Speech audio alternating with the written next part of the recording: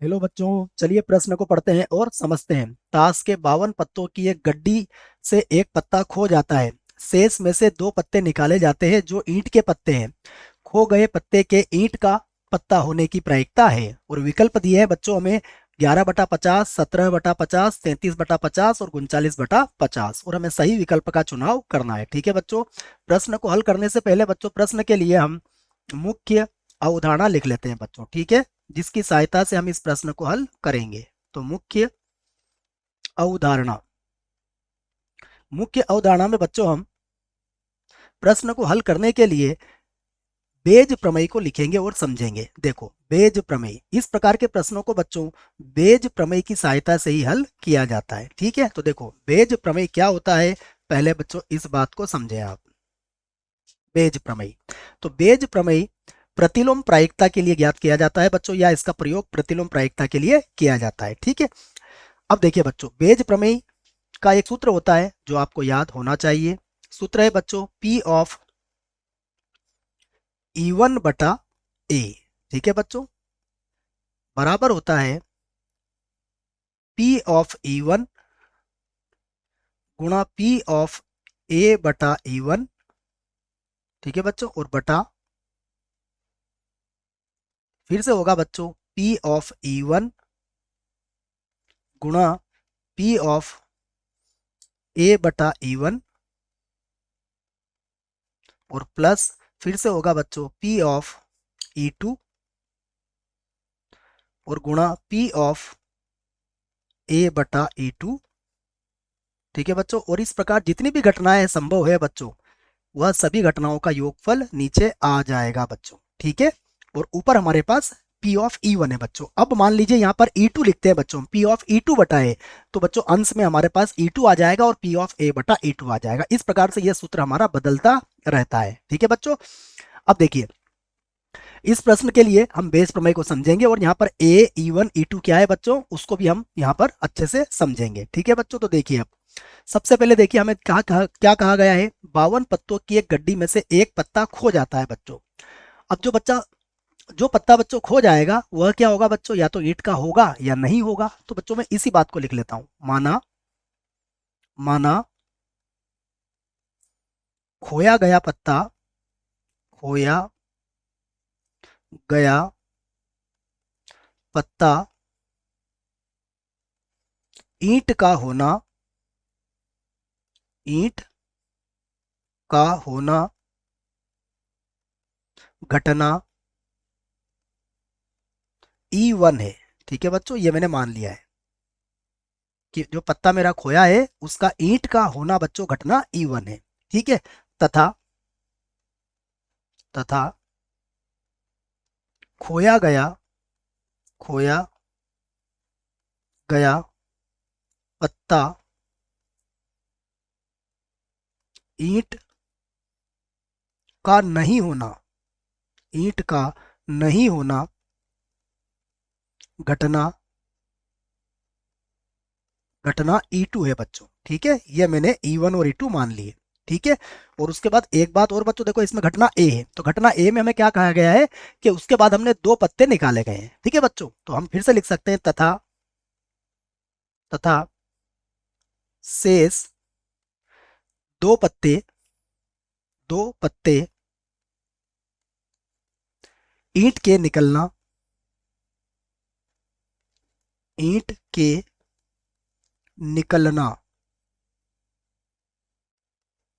निकलना घटना ए है। ठीक है बच्चों, तो यह मैंने इस प्रश्न के लिए E1 E2 और ए भी बच्चों मान लिया है। ठीक है बच्चों, अब देखो प्रश्न में जो दिया है उस हिसाब से हम इन सबके मान बच्चों ज्ञात करेंगे। ठीक है, तो देखो सबसे पहले बच्चों हम बात करते हैं कि P ऑफ E1 क्या होगा। ठीक है, तो देखो P ऑफ E1, E1 बच्चों हमने किसे माना है कि पत्ता हमारा कौन सा खो गया है, ईंट का। तो ईंट के लिए बच्चों अनुकूल स्थितियां कितनी होती है, 13, और कुल स्थिति कितनी होती है, 52। तो P ऑफ E1 कितना हो जाएगा हमारे पास, ये हो जाएगा 1/4। ठीक है बच्चों, अब अगर यहां से हम निकालें P ऑफ E2, जिसमें ईंट का पत्ता नहीं होगा बच्चों, तो हम इसको एक में से घटा सकते हैं या फिर लिख सकते हैं 39/52, जो कितना आ जाएगा 3/4। ठीक है, अब निकालेंगे बच्चों हम P ऑफ A/E1। ठीक है बच्चों, यह सप्रतिबंध प्रायिकता होती है। ठीक है, सप्रतिबंध प्रायिकता का मतलब होता है E1 घटना घट चुकी है और एक ही प्रायिकता। तो E1 हमने किसको माना था बच्चों? यहाँ पर E1 हमने माना था कि पहला पत्ता हमारा ईंट का गुम हो चुका है। अगर पहला पत्ता ईंट का खो गया है तो अब हमारे पास शेष पत्ते कितने बचेंगे बच्चों? 12 बचेंगे। तो अब हमें बाकी दो पत्ते ईंट के निकालना है। तो 12 में से जब हम पत्ते निकालेंगे बच्चों तो 12 और कुल पत्ते हमारे पास कितने बचेंगे? केवल 51। ठीक है बच्चों, और गुणा उसके बाद फिर हमारे पास बचेंगे कितने? 11 पत्ते ईंट के बचेंगे और कुल बचेंगे 50। ठीक है बच्चों, तो ये हमारे पास P ऑफ A/E1 हो जाएगा। ठीक है बच्चों, यहां से देखो P ऑफ A/E2, A/E2 बच्चों देखो हम कैसे ज्ञात करेंगे? जैसे हमने यहाँ पर 12 और 11 लिखा था बच्चों, हम चाहे तो इसको एनसीआर के गुणधर्म से भी कर सकते हैं। ठीक है, यहाँ पर मैं प्रायिकता का गुणन नियम ही लगा रहा हूँ। अब A/E2 का मतलब है बच्चों कि पहला पत्ता ईंट का नहीं खोया है, तो मेरे पास अब ईंट के पत्ते कितने होंगे? 13 होंगे। तो 13 बटा कितना हो जाएगा? 51। और एक पत्ता और कम हो जाएगा बच्चों, तो अब हो जाएगा 12/50। ठीक है बच्चों, इन A/E1 और A/E2 को बच्चों आप एनसीआर के सूत्र से भी कर सकते हो। ठीक है ना, जैसे यहाँ पर हम आपको इसको लिख सकते हैं 12C2 और 51C2। ठीक है बच्चों, इसे लिख सकते हैं हम 13C2 और 51C2, तब भी ये हो जाएगा। ठीक है, तो बच्चों प्रश्न के लिए मैंने सभी सामग्री यहाँ पर लिख ली है। अब देखिए यहाँ पर जो हमें प्रायिकता ज्ञात करनी है वह क्या ज्ञात करनी है? P ऑफ E1 बटा A का मान ज्ञात करना है बच्चों।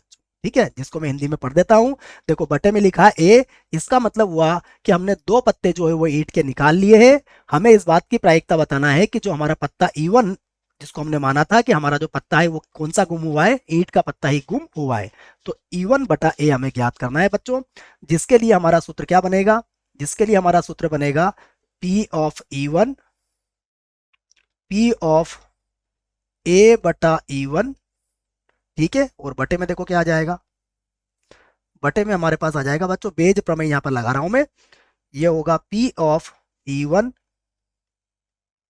गुणा P ऑफ A/E1, उसके बाद फिर प्लस यहां पर कुल प्रायिकता आएगी बच्चों, ये बनेगा P ऑफ E2 और गुणा P ऑफ A/E2। ठीक है बच्चों, और तीसरी कोई घटना नहीं है, इसलिए अब योगफल केवल यहां तक ही रहेगा। अब देखिए यहां पर हम मान रख देते हैं बच्चों। P ऑफ E1 हमारे पास कितना है? ये हमारे पास है 1/4 गुणा A/E1 हमारे पास कितना है? ये हमारे पास है बच्चों 12 गुणा 11 और बटे में हमारे पास 51 और 50। ठीक है बच्चों, अब देखो बटे में क्या बचेगा हमारे पास? बटे में हमारे पास है फिर से वही आ जाएगा 1/4 गुणा 12 गुणा 11, उसके बाद आएगा हमारे पास 51 और गुणा में आ जाएगा 50। ठीक है बच्चों, उसके बाद फिर प्लस देखो P ऑफ E2, E2 हमारे पास कितना है? E2 हमारे पास है 3/4 गुणा A/E2 हमारे पास कितना है? ये हमारे पास है 13 गुणा में आएगा 12 और बटे में है बच्चों 51 गुणा 50। ठीक है, अब देखो बच्चों यहां से हम कुछ कॉमन ले सकते हैं। देखो एक तो 12 है दोनों के पास और 4 51 और 50 भी है बच्चों, तो 12/4 51 और 50 को हम बाहर ले लेते हैं। ठीक है, तो इसी बात को मैं यहाँ लिख देता हूँ बच्चों, देखो बराबर। अब मेरे पास यहाँ कितना बचेगा? मैं पुनः लिखता हूँ इसको, यहाँ हमारे पास था 1/4 गुणा में था 12 गुणा 11 और बटे में था हमारे पास 51 गुणा 50। ठीक है बच्चों, तो ये तो अंश में था। अब देखो हर में से हमने जो कॉमन लिया है, हर में से बच्चों हम 12 और बटे में 4 गुणा 51 और गुणा 50 इसे कॉमन ले सकते हैं बच्चों। देखो तो अब जब इसे कॉमन लेंगे तो हमारे पास क्या बचेगा? यहाँ पर देखो, यहाँ तो हमारे पास बच जाएगा केवल 11, तो मैं इसको यहाँ पर लिख देता हूँ 11 बचेगा। ठीक है बच्चों, और प्लस देखो बच्चों यहाँ पर कितना बचेगा हमारे पास? ये भी लिख लेते हैं हम। यहाँ पर हमारे पास बचेगा 3 गुणा 13, इसको गुणा करेंगे तो ये कितना हो जाएगा 39, तो यहाँ पर बचेगा हमारे पास 39। ठीक है बच्चों, अब देखते हैं क्या कुछ कटेगा यहाँ पर। तो देखो 12 से बच्चों 12 कट जाएगा, 4 51 50 से 4 51 और 50 कट जाएगा बच्चों। तो अब हमारे पास क्या बचेगा, हमारे पास ऊपर तो बच्चों 11 बचेगा, और 11 और 39 को जोड़ेंगे तो हमारे पास कितना आएगा बच्चों 50 आ जाएगा। तो ये हमारी प्रायिकता आ गई है बच्चों 11/50। विकल्प देख लेते हैं बच्चों, 11/50 बच्चों ए विकल्प हमारा बिल्कुल सही होगा। आशा करता हूं बच्चों आपको इस प्रश्न का उत्तर समझ में आया होगा। धन्यवाद।